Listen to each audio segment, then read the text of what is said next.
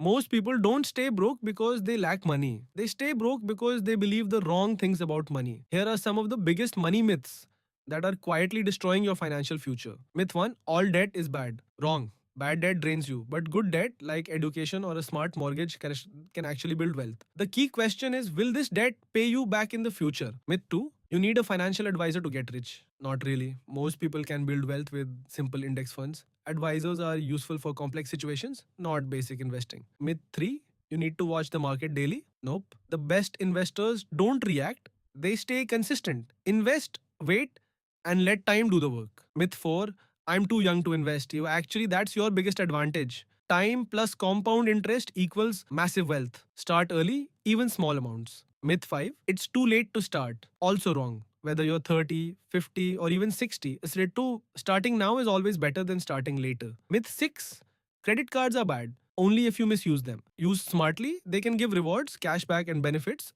for free. Myth 7: you must buy a house. Not necessarily. In many cases, renting is actually cheaper.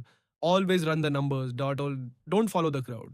Myth 8: rich people live flashy lives. Most don't.